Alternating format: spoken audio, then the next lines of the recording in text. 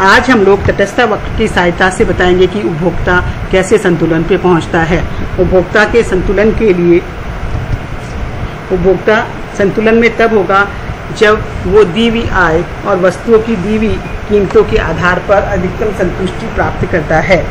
अधिकतम संतुष्टि प्राप्त करने की वजह से उपभोक्ता परिवर्तन का इच्छुक नहीं होगा। इस संबंध में प्रोफेसर पोत्स्यानी ने बताया है कि उपभोक्ता उस समय संतुलन में होता है जब वह अपनी निश्चित आय तथा बाजार कीमतों पर अपनी संतुष्टि को अधिकतम करता है। अतः स्पष्ट है कि दो वस्तुओं के कौन कौन से संयोगों को उपभोक्ता खरीदे अपनी दी हुई आय और वस्तुओं की दी हुई कीमतों के आधार पर, ताकि उसको अधिकतम संतुष्टि मिल सके। इस संतुलन को समझने से पूर्व इससे संबंधित मान्यताओं को जानना जरूरी है। पहली मान्यता है उपभोक्ता की आय स्थिर है। दूसरी मान्यता है उपभोक्ता को सभी वस्तुओं की कीमतों की जानकारी है। उसको ये मान के चलते हैं कि कीमत है वो दी हुई है और स्थिर है, उनमें परिवर्तन नहीं हो रहा है। तीसरी चीज़ है वस्तुओं की सभी इकाइयाँ हैं वो एक सी व विभाज्य होती है। इसका अर्थ यह है कि एक वस्तु की सभी इकाइयाँ समरूप है और उपभोक्ता इन्हें थोड़ी थोड़ी मात्रा में या टुकड़ों में खरीद सकता है, अर्थात ये वस्तुएं विभाज्य होती है। नेक्स्ट मान्यता है कि उपभोक्ता विवेकशील है, अर्थात उसका उद्देश्य अपनी संतुष्टि को अधिकतम करने का है और उपभोक्ता को तटस्थता मानचित्र की पूरी जानकारी है कि कौन कौन सी वस्तुएं, कौन कौन से संयोग है और उनमें किस संयोग से उसको ज़्यादा संतुष्टि मिलेगी और किस संयोग से कम संतुष्टि मिलेगी, ये पूरी जानकारी उपभोक्ता को है। अब हम लोग उपभोक्ता संतुलन की दो शर्तों की चर्चा करते हैं। पहली शर्त है कीमत रेखा तटस्थता वक्र की स्पर्श रेखा होनी चाहिए। इसका अभिप्राय है कि कीमत रेखा का ढाल तटस्थता वक्र के ढाल के बराबर होना चाहिए। मैंने पहले आपको बता चुकी हूँ कि कीमत रेखा क्या होती है और कीमत रेखा का ढाल किसके बराबर होता है। इसी बात ही हम लोग देख चुके हैं कि तटस्थता वक्र क्या है और तटस्थता वक्र का ढाल किसके बराबर होता है। हमें मालूम है कि कीमत रेखा का ढाल px अपॉन py अर्थात x वस्तु की कीमत अपॉन y वस्तु की कीमत के बराबर होता है, जबकि तटस्थता वक्र का ढाल है वो सीमांत प्रतिस्थापन दर MRS XY को अभिव्यक्त करता है। तो हमें सीमांत तटस्थता वक्र की जिस भी बिंदु पर ढाल ज्ञात करना होता है उस बिंदु पर हम एक स्पर्श रेखा खींचते हैं और उस स्पर्श रेखा का ढाल हमें सीमांत प्रतिस्थापन दर को बताता है। चूँकि पहली शर्त है कि कीमत रेखा का ढाल तटस्थता वक्र के ढाल के बराबर होना चाहिए। इसका सीधा सा अभिप्राय ये है कि कीमत रेखा तटस्थता वक्र की स्पर्श रेखा के रूप में काम करनी चाहिए, तभी दोनों का ढाल बराबर होगा। इस शर्त को हम इस प्रकार से लिख सकते हैं mathematically MRS XY equal to px upon py। MRS XY तटस्थता वक्र का ढाल है जबकि px अपॉन py कीमत रेखा का ढाल है। उपभोक्ता संतुलन की दूसरी शर्त है कि तटस्थता वक्र मूल बिंदु के प्रति उन्नतोत्तर होना चाहिए। इसका मतलब ये है कि तटस्थता वक्र मूल बिंदु के प्रति उन्नतोत्तर तभी होगा जबकि सीमांत प्रतिस्थापन दर घटती हुई होगी, अर्थात उपभोक्ता x वस्तु की एक अतिरिक्त इकाई को प्राप्त करने के लिए y वस्तु की घटती हुई इकाइयों को परित्याग करने का इच्छुक होगा। ये दोनों शर्तें जरूरी है उपभोक्ता के संतुलन के लिए। अब हम रेखाचित्र प्रथम के द्वारा इस प्रथम शर्त को प्रदर्शित कर रहे हैं। प्रस्तुत रेखाचित्र में x अक्ष पर x वस्तु को तथा y अक्ष पर y वस्तु को दिखाया गया है। AB कीमत रेखा या बजट रेखा है जो कि बताती है कि दी हुई आय और वस्तुओं की दी हुई कीमतों के आधार पर उपभोक्ता x और y के कौन कौन से कॉम्बिनेशंस को, कौन कौन से संयोगों को खरीद सकता है। हमारे समक्ष तीन डिफरेंस कर्व तटस्थता वक्र हैं, IC1, IC2 और IC3। आप लोग रेखाचित्र में देख रहे हैं कि IC1 कीमत रेखा AB को दो बिंदुओं पर काट रहा है, C और E। दूसरी तरफ IC2 इंडिफरेंस कर्व कीमत रेखा को D बिंदु पर स्पर्श कर रहा है। और तीसरे तटस्थ वक्र IC3 पर L बिंदु अवस्थित है। अब हमें यह निश्चित करना है कि उपभोक्ता C, D, E और L इन चारों संयोगों में से कौन से संयोग को प्राथमिकता देगा, कौन से संयोग को खरीदना चाहेगा, ताकि उसकी संतुष्टि दी हुई आय तथा वस्तुओं की दी हुई कीमतों के आधार पर अधिकतम हो सके। सबसे पहले हम IC1 के C बिंदु को देखते हैं। आप देखिए, C बिंदु पर MRS XY निकालने के लिए हम एक स्पर्श रेखा इस बिंदु को टच करती हुई खींचते हैं।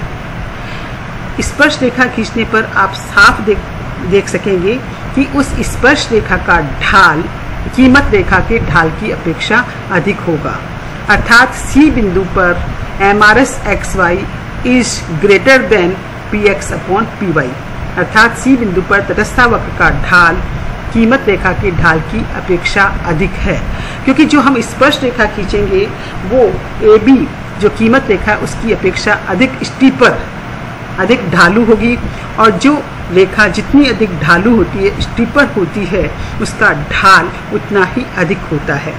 तो हम लोग इस निष्कर्ष पे पहुंचे कि C बिंदु पर उपभोक्ता का संतुलन संभव नहीं है, क्योंकि यहाँ उपभोक्ता के संतुलन की शर्त पूरी नहीं हो रही है। इसी भांति IC1 के E बिंदु पर हम देखते हैं कि तटस्थ वक्र का ढाल कीमत रेखा के ढाल की अपेक्षा कम है। ऐसा क्यों? क्योंकि E बिंदु पर हम तटस्थ वक्र का ढाल जानने के लिए स्पर्श रेखा खींचेंगे। वो स्पर्श रेखा अधिक फ्लैटर, अधिक समतल है AB कीमत रेखा की अपेक्षा, और जो लाइन, जो स्पर्श रेखा जितनी अधिक फ्लैटर होती है, उसका ढाल उतना ही कम होता है। इसका सीधा सा मतलब है कि E बिंदु पर तटस्थ वक्र का ढाल कीमत रेखा की ढाल की अपेक्षा कम है, अर्थात यहाँ भी साम्य की शर्त पूरी नहीं हो रही है। तो हम लोग ये निष्कर्ष पे पहुंचे हैं कि C और E दोनों ही बिंदुओं पर उपभोक्ता का संतुलन संभव नहीं है, क्योंकि यहाँ साम्य की शर्त पूरी नहीं हो रही है। अब हम लोग IC2 के D बिंदु को देखते हैं। आप लोग देख रहे हैं, डायग्राम से बिल्कुल स्पष्ट है कि D बिंदु पर कीमत रेखा तटस्थ वक्र की स्पर्श रेखा का काम भी कर रही है।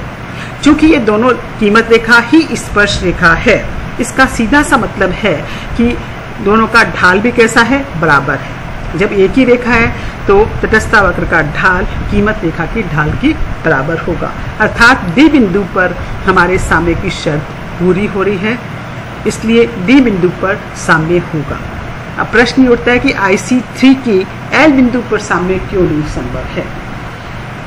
आप देखते हैं कि L बिंदु उपभोक्ता के सामर्थ्य के बाहर है, क्योंकि उपभोक्ता की आय इतनी अधिक नहीं है कि वो IC3 पर पहुंच सके। L बिंदु पर पहुंचने के लिए या तो हमें X या Y वस्तु की कीमतों में कमी करनी होगी या उपभोक्ता की आय बढ़ानी होगी, अर्थात L बिंदु उपभोक्ता की आय की पहुंच के बाहर है।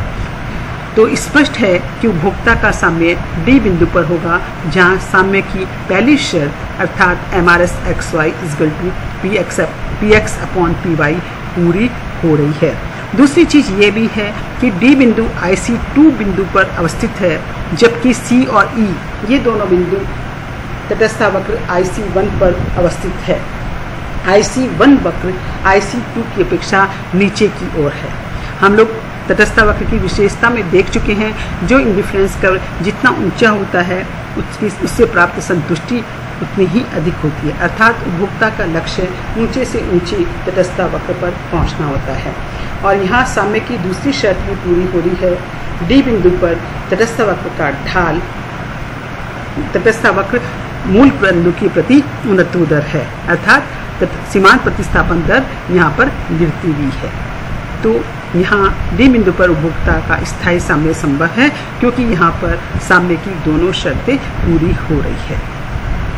हम लोग साम्य की दूसरी शर्त देखने के लिए एक दूसरा डायग्राम देख रहे हैं, जिसके अंतर्गत ये बताया गया है कि यदि तटस्थ वक्र मूल बिंदु के प्रति न्यूनतोदर नहीं है तो उपभोक्ता का स्थायी संतुलन संभव नहीं है, चाहे पहली शर्त अर्थात MRS/XY upon MRS/XY equal to PX/PY complete हो रही हो।